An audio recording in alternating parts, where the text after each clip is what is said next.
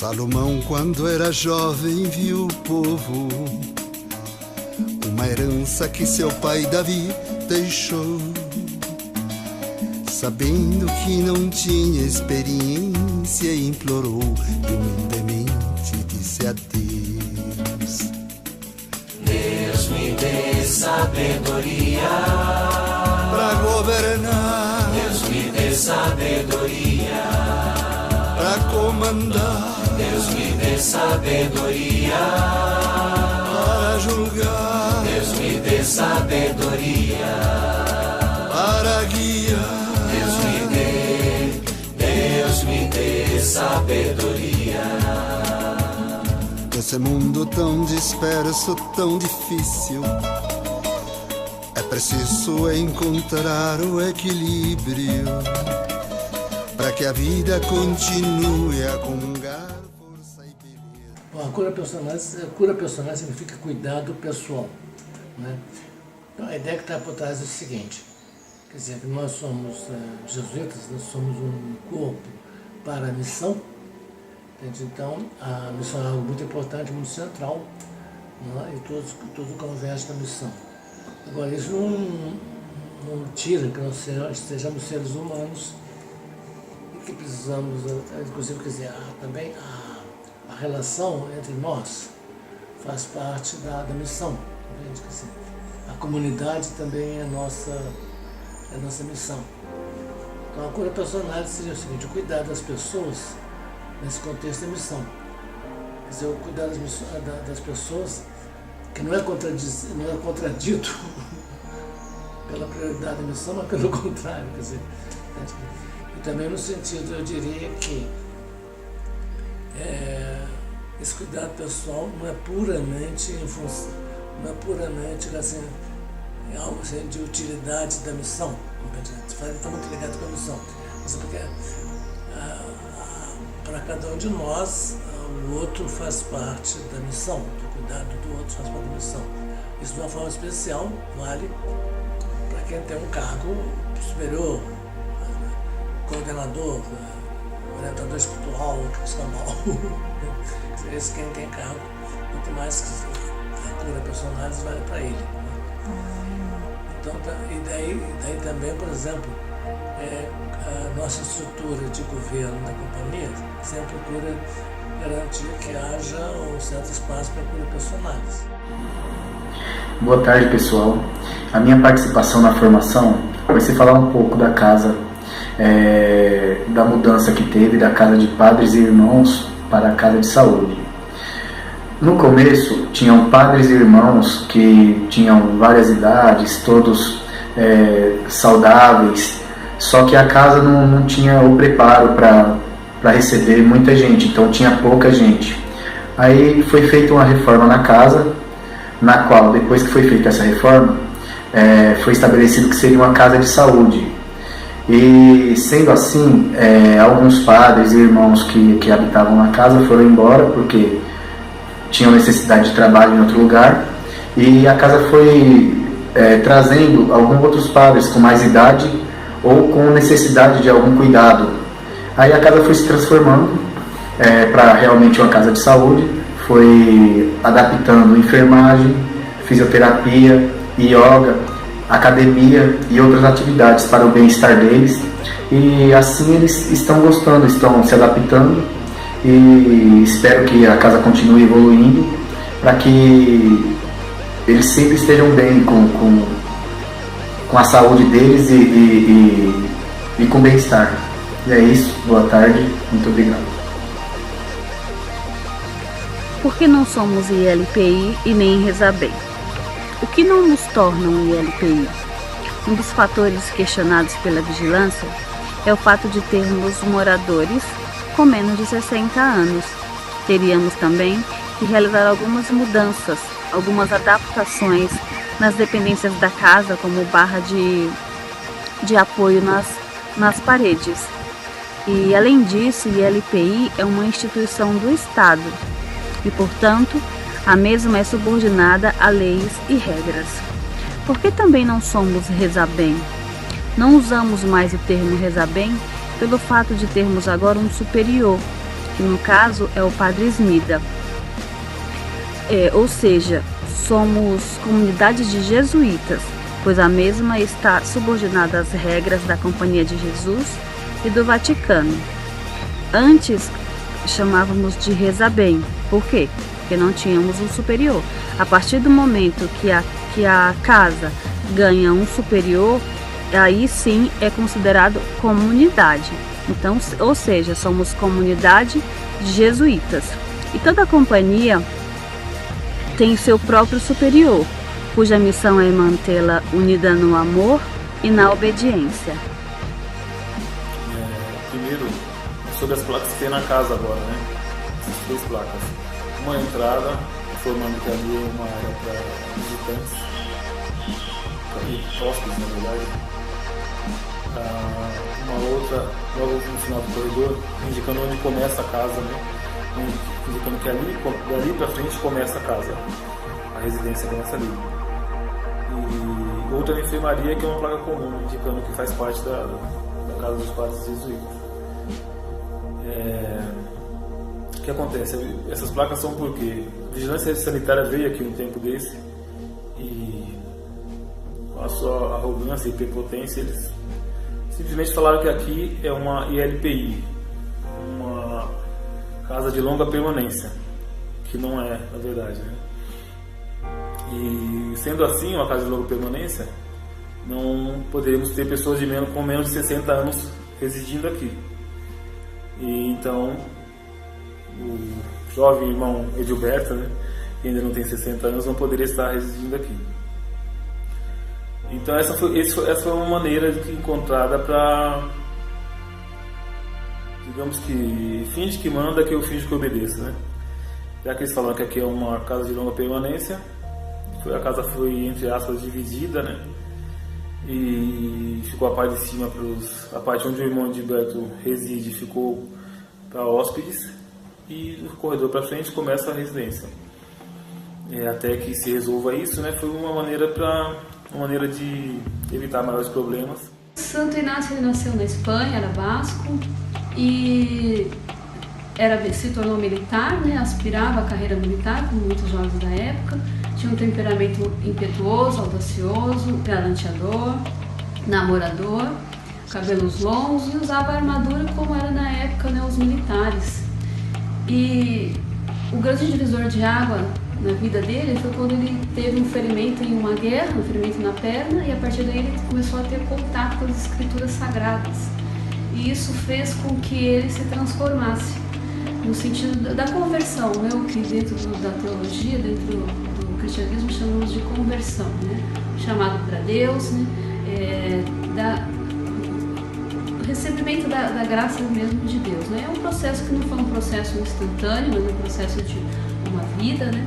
Então, ele passou desde então, né, mudanças muito grandes no comportamento, no vestimento, onde as vestimentas mudaram, vestimentas simples, e deixou as suas armas, né, onde o seu escudo, né, passou a ser Jesus, a sua espada, o amor. Fundou a Companhia de Jesus, né, os jesuítas, né, que é uma ordem que existe no mundo inteiro. E um dos seus lemas era amar e servir em tudo. Sobre a diferença de uma ILPI, que é uma instituição de longa permanência para idoso, e uma casa de saúde e bem-estar. Uma ILPI ela é conhecida como casa de asilo, casa de repouso. Ela é uma casa que acolhe idosos acima de 60 anos, em ambos sexos, independente do grau da dependência deles. Eles acabam parando lá pela situação assim, de negligência familiar, ou quando a família não consegue mais permanecer com eles, ou até pelo fato de negligência familiar, que nem é como se fosse assim, assistência social acaba retirando o idoso da família por maltrato. Bem diferente da nossa casa de saúde e bem-estar, que é uma casa que já começa que não tem somente jesuítas acima de 60 anos, né, que tem jesuítas abaixo de 60 anos. É uma residência que eles sempre moraram juntos, né, com os seus longos dos anos. Só que ele foca na qualidade de saúde, do bem-estar, do envelhecimento dos jesuítas, né? Ele proporciona essa qualidade de envelhecimento com saúde. No Brasil já tem 4 dessas casas, que tem a nossa, que é a Nossa Senhora da Estrada, que é em São Paulo. Tem uma São José, que fica em São Leopoldo, no Rio Grande do Sul. A Irmão Luciano Brandão, que fica em Belo Horizonte, Minas Gerais. E tem uma que ela é Luiz Gonzaga, que ela fica lá em Fortaleza, no Ceará. Bom dia a todos, é muito bom trabalhar nesse grupo, nessa equipe, e conversamos ao longo dessas últimas semanas, desses últimos meses. Entendemos que um ponto importante para eventual discussão, para a prática no dia a dia, é a questão do controle, né? Ter controle, né? Manter o controle, autocontrole, né?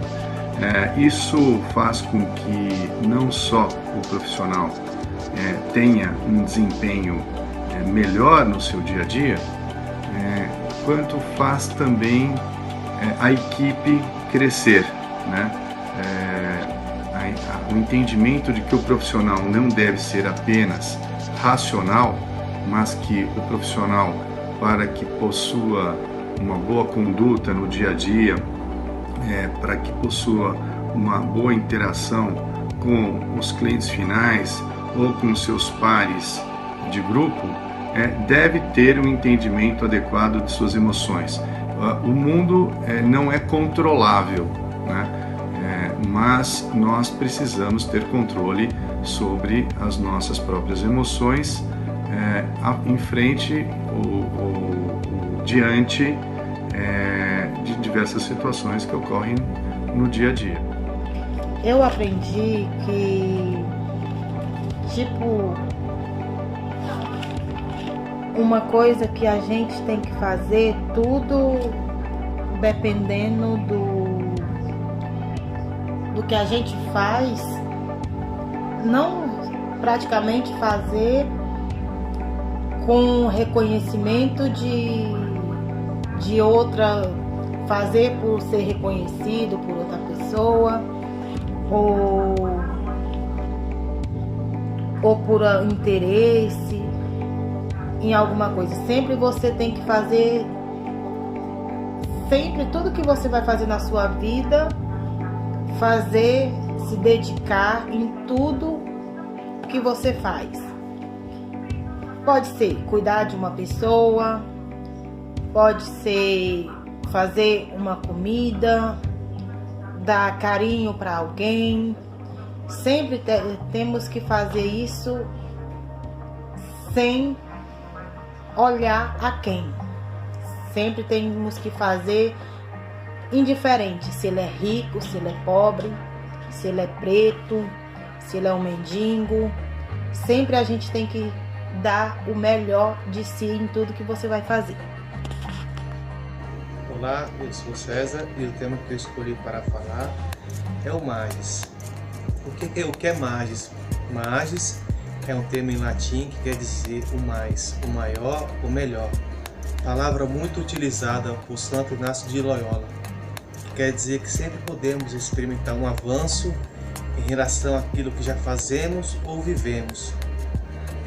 A própria vida de Inácio foi um peregrinar em direção ao Magis, a sempre maior glória de Deus, a serviço sempre mais fiel aos pobres e mais universal, né?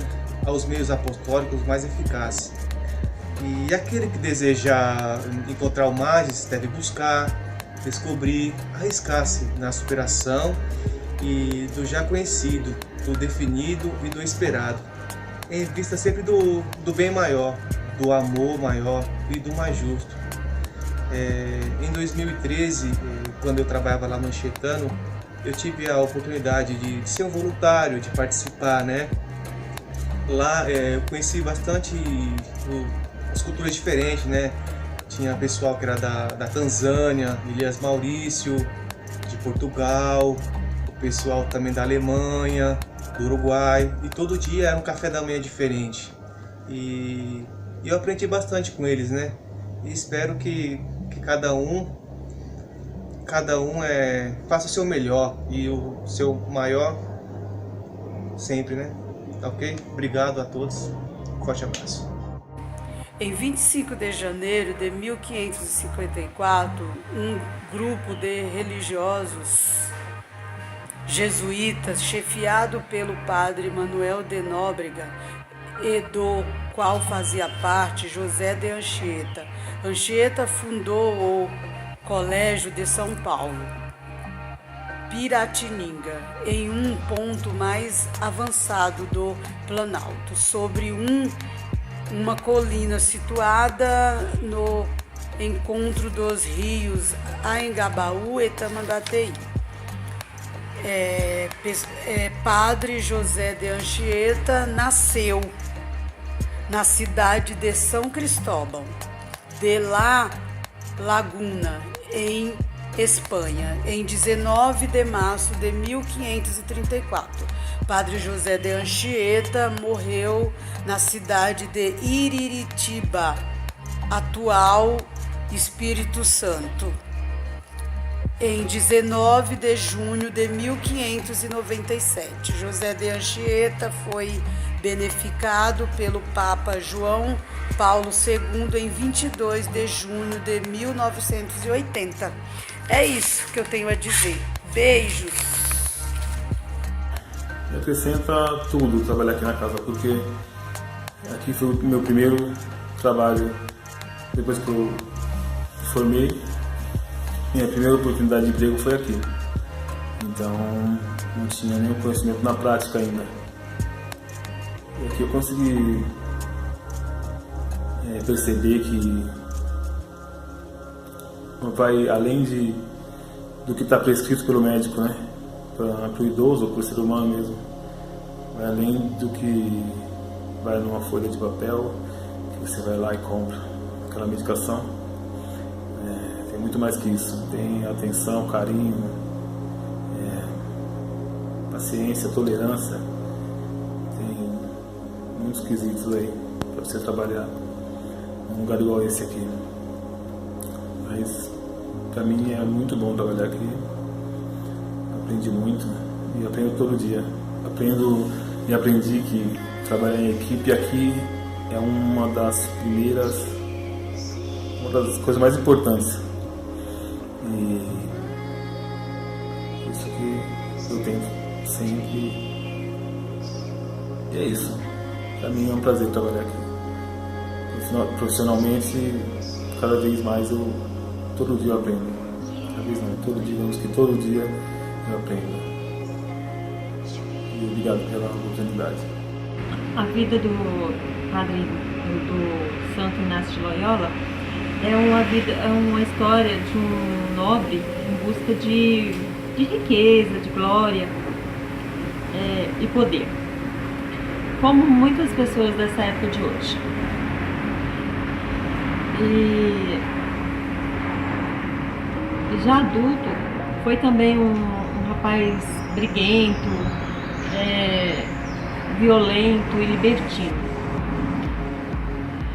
Foi pura graça de Deus que o fez mudar a vida dele. Aí no combate, ele levou um tiro de uma bala de canhão, e feriu a perna dele, a outra perna, quebrou uma e feriu a outra. Aí ele teve que ficar afastado, em repouso. Então ele teve um tempo para ele poder como que eu posso falar? Sempre refletir sobre a vida dele, como que ele estava, o comportamento estava errado. Aí ele começou a pensar e ter admiração pelos santos, pela vida de Jesus Cristo, que ele passou aqui por nós. Aí ele resolveu entrar na vida religiosa e hoje ele se converteu e foi o fundador da Companhia de Jesus, e ele nasceu em 1491 e faleceu em 1556 em Roma. É só um resumo. Obrigada. Fazer tudo como se dependesse de mim, mas a certeza que tudo depende de Deus. foi um dos temas que eu escolhi e eu gostei bastante de refletir sobre esse tema. Refleti muito, para ser bem franca, né? Então, é a certeza que a gente tem de que tudo que a gente faz no dia a dia, a autonomia que a gente tem, a nossa capacidade de nos autoliderar, de fazer a nossa autogestão, mas que no final tudo vem de Deus, né? Tudo que fazemos é através de Deus.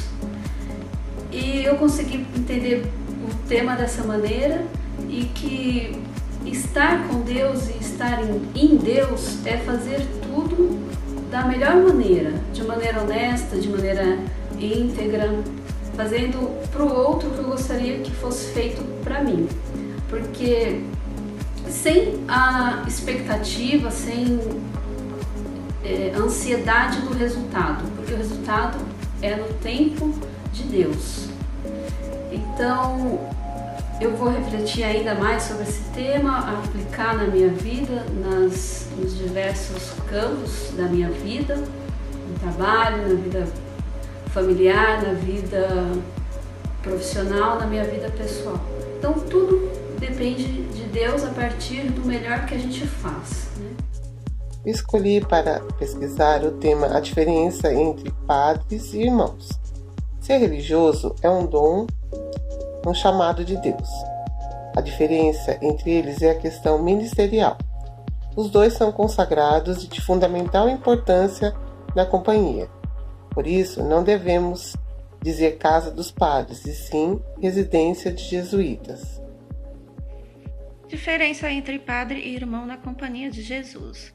O ser humano é chamado sempre a desenvolver-se como pessoa em todas as dimensões, com o mundo, consigo mesmo, com os outros e com Deus.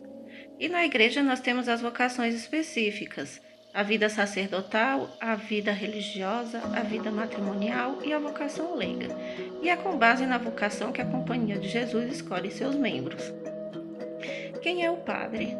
O padre é aquele que recebeu o sacramento da ordem e é o dispensador dos sacramentos, sobretudo da Eucaristia e da penitência ou confissão. E quem é o irmão? Irmão é aquele que faz os votos de pobreza, castidade, obediência.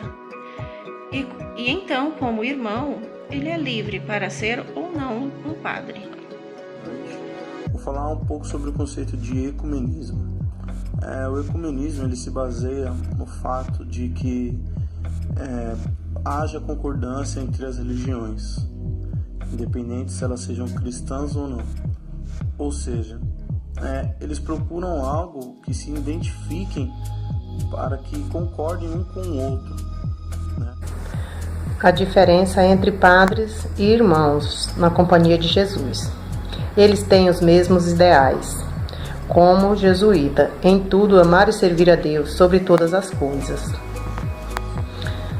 Os padres dedicam-se mais à vida, ao trabalho espiritual, e os irmãos dedicam-se mais aos trabalhos administrativos na companhia. E sobre a casa, a gente não poder falar a casa dos padres, porque né, uma vez que a casa mora padres e irmãos, o certo seria chamar a casa dos jesuítas. O tema que eu escolhi para falar foi sobre a diferença das ILPIs, né, as casas de repouso, clínicas geriátricas, asilo e da residência Reza Bem. Esse termo ILPI ele foi feito para diferenciar as casas de repouso e asilos, né, e as clínicas geriátricas, porque as ILPIs são instituições de longa permanência para idosos. Só que eles não necessariamente tem que ter acima de 60 anos, não necessariamente também tem que estarem com algum problema de saúde, doentes. E a diferença também das ILPIs com as casas de repouso e asilos é que elas não são obrigatório ter o médico como um coordenador, não precisa ter um responsável técnico, um médico. Pode ser qualquer um profissional que tenha ensino superior. As casas de repousos e os asilos e as clínicas geriátricas, os idosos são acima de 60 anos, têm problemas de saúde, né? A maioria são doentes, idosos doentes, e as casas de repouso, asilos e clínicas geriátricas necessitam que tenha um técnico responsável, um médico, né? E o foco deles é o cuidado com a equipe da área de enfermagem, os médicos, né? E são órgãos governamentais e não governamentais, tanto as ILPIs quanto as casas de repouso e clínicas geriátricas. E a diferença da Reza Bem, assim como a Nossa Senhora da Estrada, são mais 3 casas, uma no Rio Grande do Sul, outra no Ceará e outra em Minas Gerais. O foco delas é a qualidade de vida. E os moradores são só irmãos e padres, são os jesuítas, da Ordem de Jesuítas do Brasil.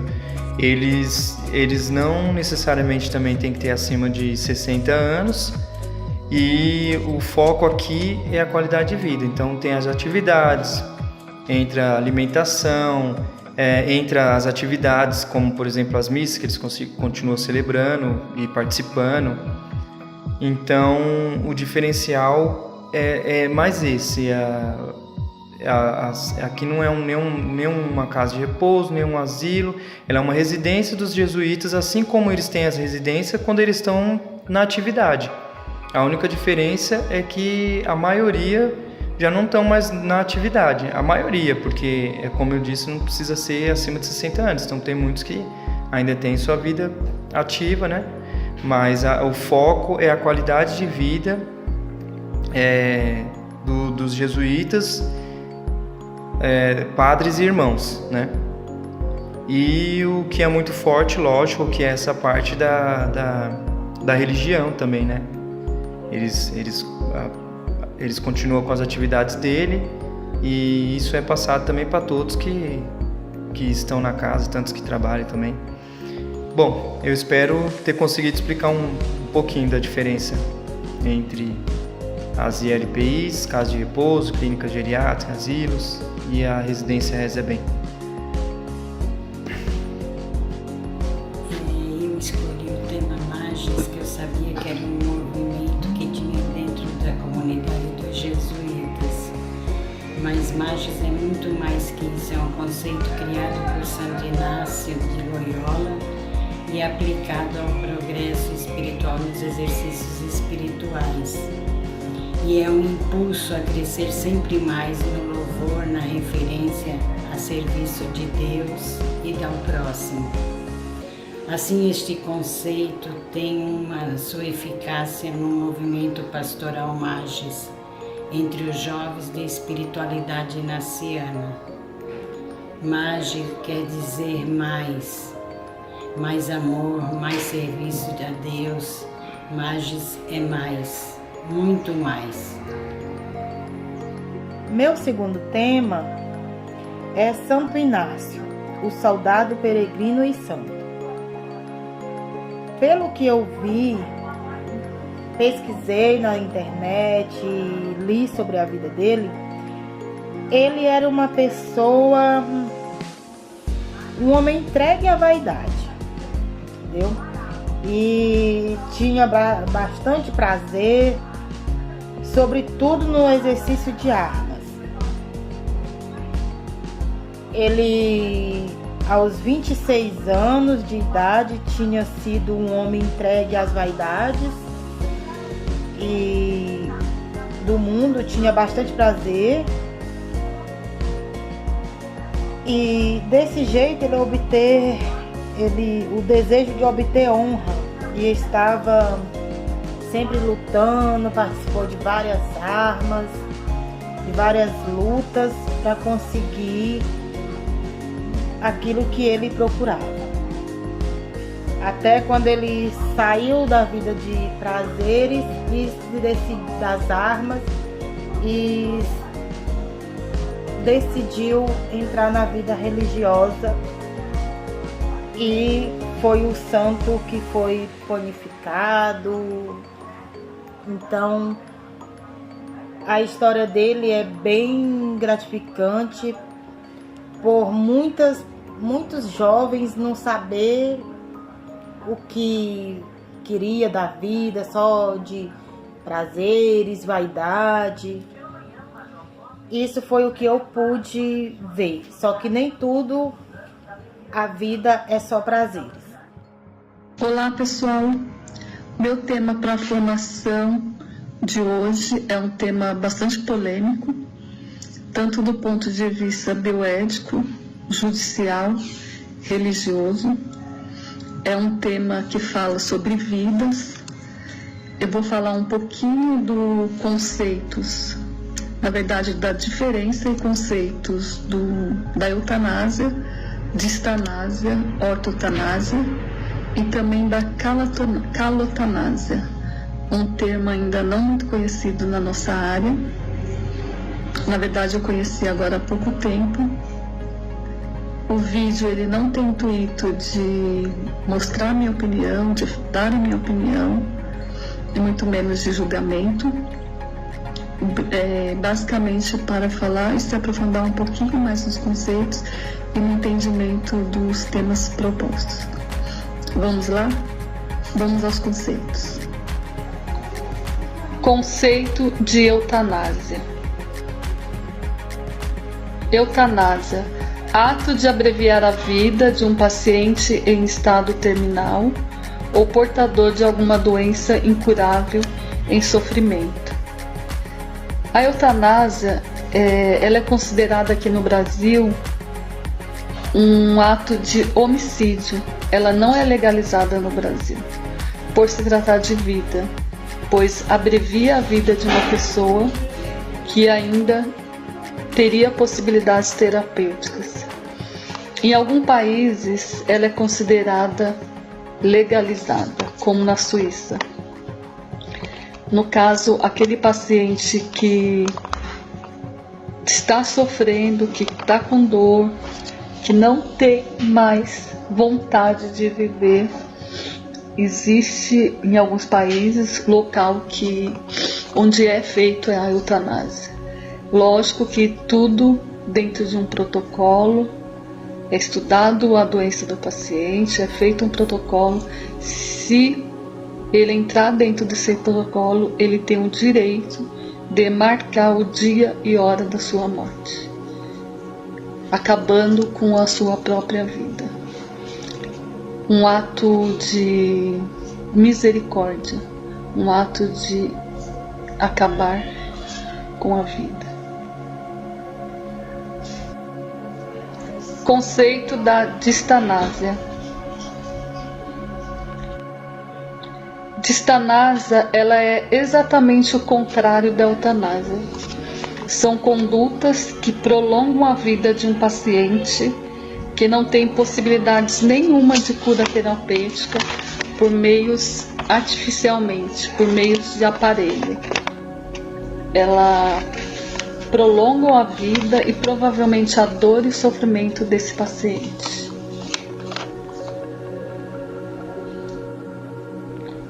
Conceito da ortotanásia. Na ortotanásia, são condutas éticas ilícitas do ponto de vista brasileiro. Permite que o paciente tenha uma morte mais natural. Quando o paciente tem um quadro de diagnóstico já fechado, de terminalidade sem chances de cura. Nesse momento da ortotanásia, não são propostos nenhum tipo de tratamento fúteis e inúteis, que só prolongam a vida do paciente. E também não são propostos nenhum tratamento que abrevia a vida desse paciente. É aqui que entra os cuidados paliativos que nós tanto falamos aqui na residência na comunidade Nossa Senhora da Estrada. Conceito da calotanásia.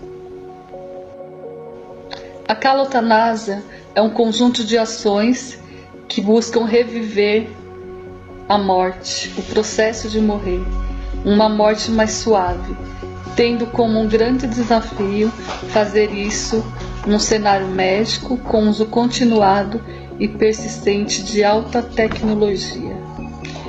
um pouquinho lá da ortotanásia, que é a fase que nós mais atuamos aqui na casa, seria o que? A preocupação com a qualidade de vida desse paciente. Proporcionar a ele um pouquinho mais de felicidade, um pouquinho mais de conforto e de alívio nesses últimos momentos da sua vida. Como papel fundamental é a equipe e a interdisciplinaridade. Tem um papel fundamental. Alívio da dor, alívio emocional, espiritual. Como que a gente pode fazer isso? Fazendo o que o paciente mais gosta, o que ele mais deseja. Por exemplo, uma comida que ele goste, o pessoal da cozinha vai lá, faz aquela comidinha gostosa. Se está com dor, a enfermagem e o médico proporciona alívio para aquela dor. Enfim, é dar qualidade de vida, fazer um passeio, fazer tudo aquilo que o paciente merece, com carinho, com dignidade. Para ser bem sincera com vocês, na minha vida profissional, eu nunca mesmo eu aprendi aqui a trabalhar e a viver cuidados paliativos. O cuidados paliativos no hospital não existe. Se falar para mim que existe, é mentira. Quando chega no hospital, o paciente não tem mais condições, está com o diagnóstico fechado, a única palavra que a gente escuta ali dentro daquele meio é: ah, não precisa não, ele não tem mais jeito. É cuidados paliativos. Será? Será que não tem mais nada para fazer? Será que a gente não consegue dar um pouquinho mais de felicidade, um momento, um minuto que seja, de qualidade de vida para esse paciente, para essa pessoa, para esse ser humano, antes dele morrer? Eu, com tantos anos de enfermagem, vim aprender isso aqui. Tem sim o que fazer. Tem sim. Tem como você dar um pouquinho de alegria, um pouquinho de felicidade, um pouquinho daquilo que o paciente deseja antes de morrer. Seja o que for. Isso vai depender de cada um, de cada pessoa, de cada paciente. Uma coisa eu tenho certeza: dá para fazer sim. E dá para fazer muita coisa antes do paciente morrer. E a calotanásia é exatamente isso. É dar essa morte, e ver todo esse momento de morte com o paciente, só com um grande desafio do que? De fazer isso dentro do hospital. Porque não existe cuidados paliativos no hospital. Eu estou aprendendo e tenho certeza que ainda vou aprender muito mais aqui e vou levar isso para minha vida toda. Obrigada a todas pela oportunidade que tem me dado de aprender um pouquinho mais e de levar isso comigo. Eu só tenho a agradecer. Muito obrigada. Só para terminar o vídeo, eu quero deixar registrado aqui que a morte do Padre Melst foi uma morte que, para mim, foi um aprendizado, uma lição de vida, uma lição de cuidados paliativos, uma lição de como um ser humano deve morrer com dignidade. Isso eu vou levar para minha vida. Obrigada, Padre Melst. Obrigada a todos. E é isso. Mereceu, morreu com dignidade e deixou a sua lição. Obrigada. José de Anchieta é conhecido como o apóstolo do Brasil pelo trabalho de evangelização que fez no país. Ainda quando jovem, ingressou na Companhia de Jesus e em missão de evangelização foi enviado ao Brasil. Podemos dizer que José de Anchieta abriu os caminhos do sertão, aprendendo a língua tupi, ensinando o latim e catequizando os índios. Ainda durante a sua missão, junto com outros padres da companhia, fundou o Colégio de São Paulo, um colégio dos jesuítas, onde veio a ser o embrião da cidade de São Paulo. A conclusão que eu tiro sobre José de Anchieta é que o beato foi, sobretudo, um sacerdote, porque ele cuidava das feridas das almas e da espiritualidade das pessoas. E por isso lhe foi dados vários títulos de homenagem. Eu vim falar um pouco do tema que eu escolhi para a formação, que é qual a diferença entre padres e jesuíta. A diferença entre as duas opções é a questão ministerial, é o serviço sacramento da ordem. O sacerdote que recebe esse sacramento, por esse sacramento ele irá presidir a Eucaristia, que é consagrando pão e vinho.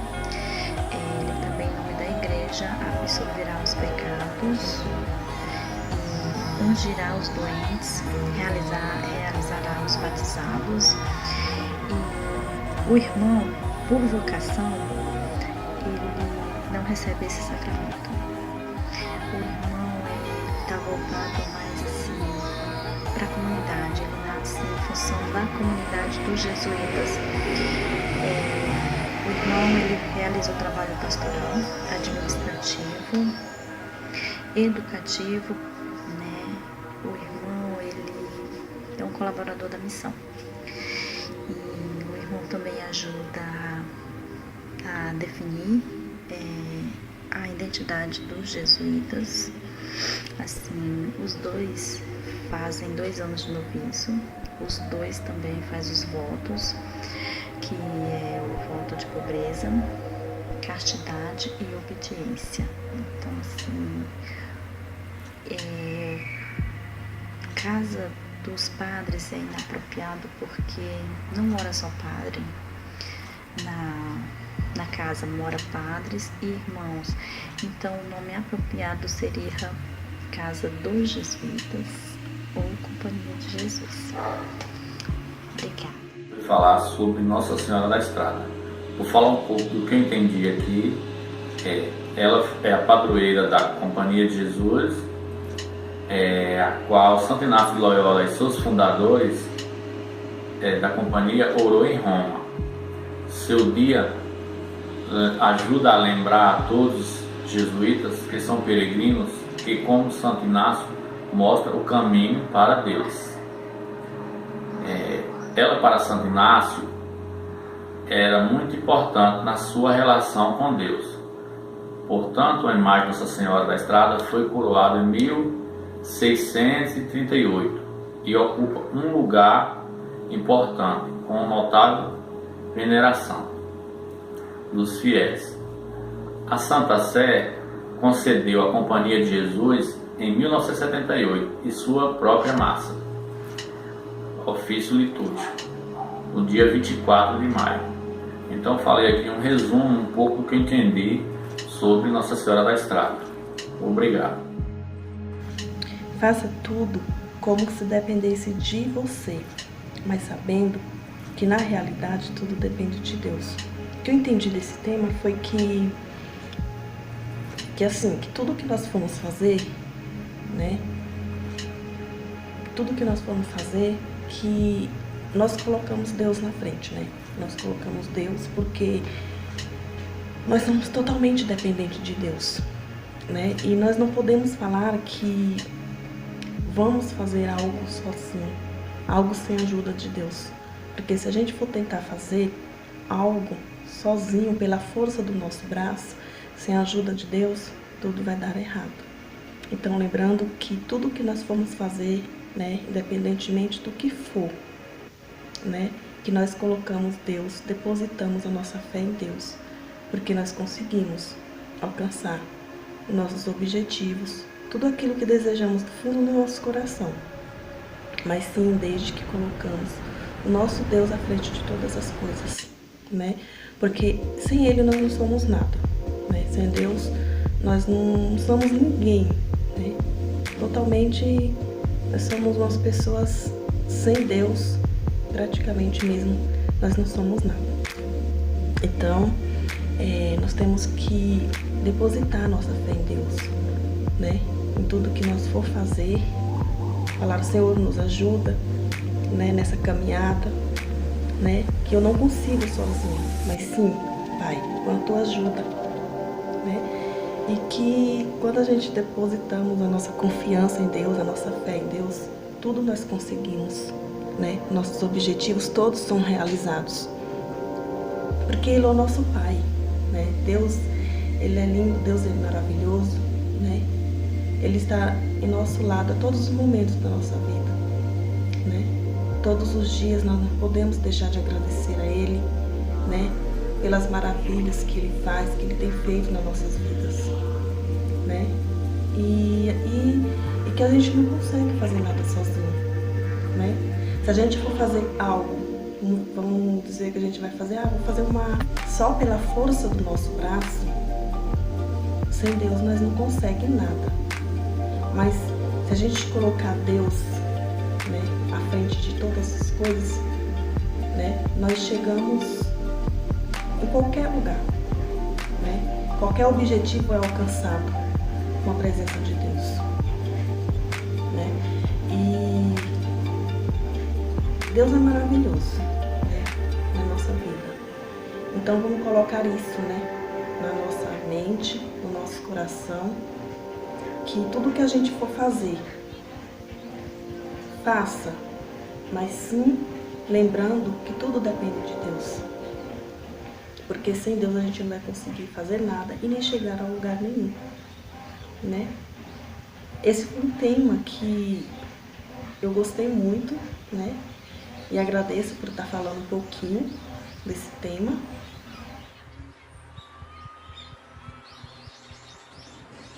Santo Inácio e mais 6 amigos universitários fundaram a Companhia de Jesus, ordem a qual pertence o Papa Francisco, e responsável pela evangelização no Brasil e em vários outros países.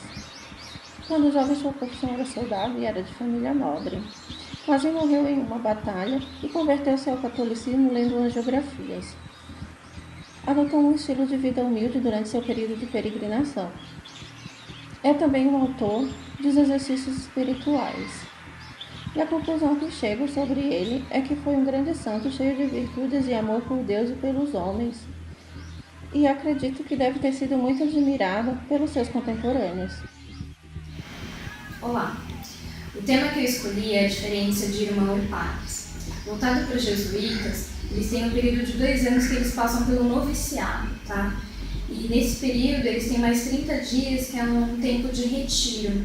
Após esse período de 2 anos, que é feito os votos de obediência, de pobreza e de castidade. Não há diferença para irmãos e padres, tá?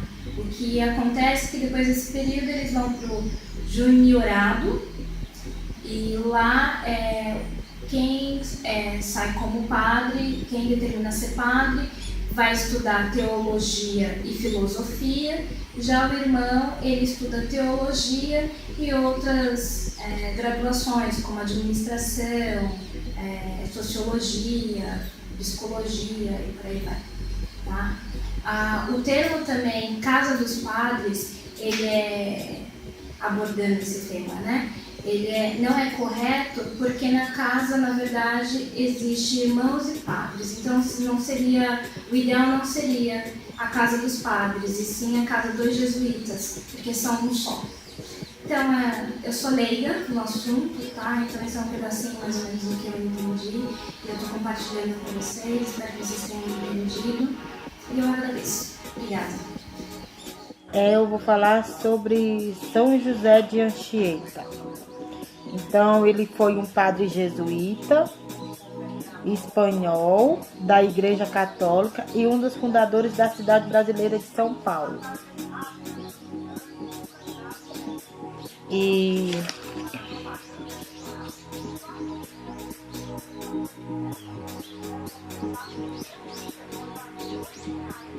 ele foi o fundador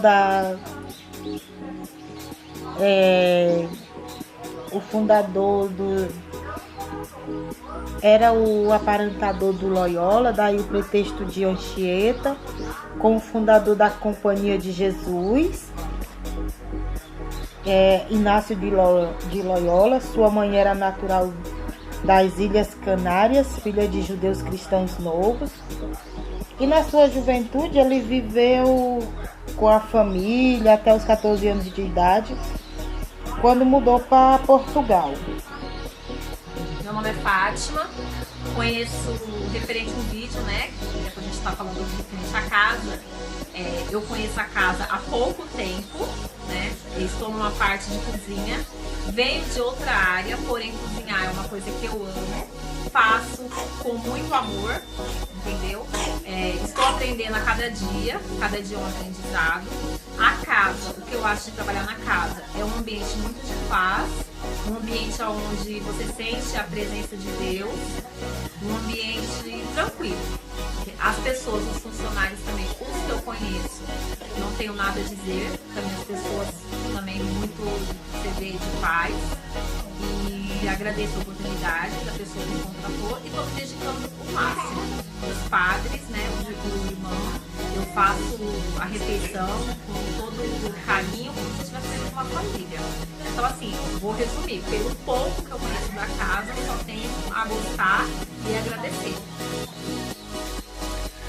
Bom, o tema que eu escolhi foi a LPI, né, que ela é definida como instituição governamental ou não governamental, e é de residência, né, para qualquer pessoa de 60 anos ou mais, que estão independentes das atividades físicas diárias, né, e as clínicas de residência, geriatra e casa de repouso é definida como instituição governamental ou não governamental, com regime de internato para pessoas com mais de 60 anos.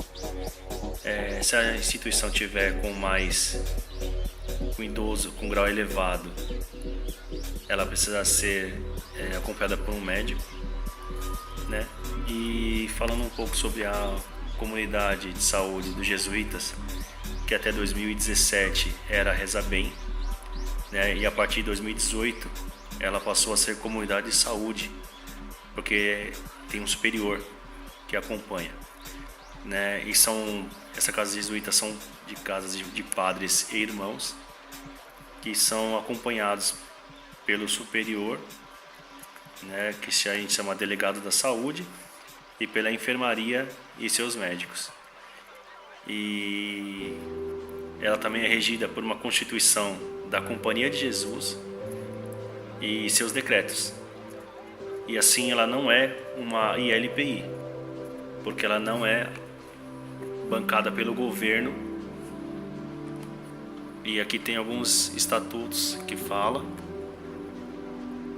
Esse é do idoso, que fala sobre a LPI. E aqui tem os decretos e das constituições também.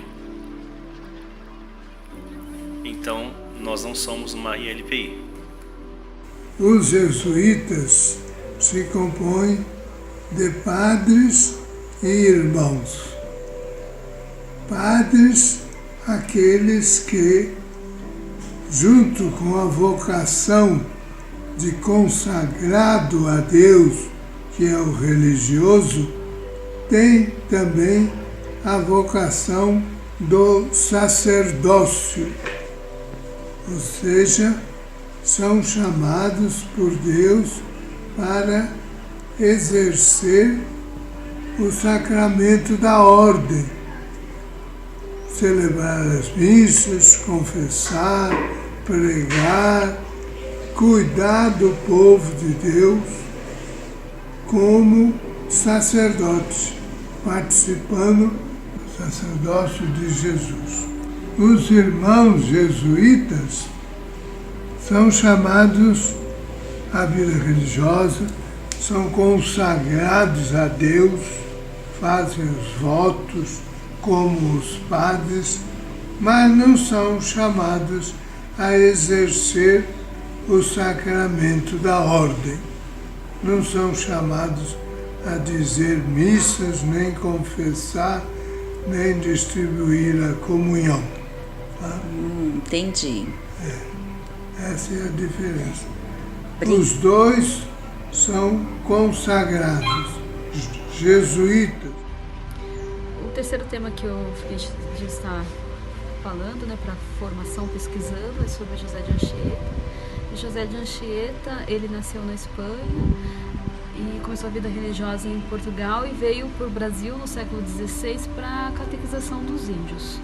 Junto com o padre Manuel da Nóbrega, né, realizou a missa, que deu origem ao pátio do colégio e que deu origem também à nossa cidade de São Paulo. Ele foi nomeado também provincial, né, do Brasil e foi canonizado em 2014 pelo Papa Francisco, né, depois de 417 anos da sua morte. Foi a época do seu falecimento, enterrado na cidade de Anchieta, no Espírito Santo, né, que recebeu o nome em homenagem a ele. O tema que eu escolhi para falar um pouco foi sobre Nossa Senhora da Estrada. Esse é apenas um dos inúmeros títulos dados a Maria, Mãe de Jesus. O culto a Nossa Senhora da Estrada chegou ao Brasil com os jesuítas. Já desde os primeiros séculos, os cristãos pediam a proteção da Virgem Maria ao viajarem, pois ela conheceu de perto os perigos das estradas, ao fugir para o Egito, carregando seu filho Jesus nos braços e acompanhada do bom José. A invocação a Nossa Senhora da Estrada teve início no começo do século XIII, na Itália. Um desconhecido colocou um quadro com a imagem de Maria e o menino Jesus numa velha capelinha à beira da estrada em Roma. Os viajantes ficaram surpresos e felizes com aquele quadro e passaram a parar diante da capelinha para orar a Deus, pedindo a sua proteção da Virgem Maria. A divulgação do culto correu rápida, alcançando toda a cristandade do Ocidente e no Oriente. Muitas igrejas foram erguidas e colocadas sob a invocação de Nossa Senhora da Estrada, mas a mais antiga foi justamente aquela capelinha que hoje se encontra na Igreja del Gesù em Roma, confiada pelo Papa III em 1541 aos jesuítas. Ao lado desta capela se instalou Santo Inácio de Loyola. Aqui ele orou e perto dela veio a falecer. Nossa Senhora da Estrada é a padroeira dos jesuítas. Nossa Senhora da Estrada cubra a todos com seu manto sagrado e nos mostre o verdadeiro caminho que nos leva a Deus.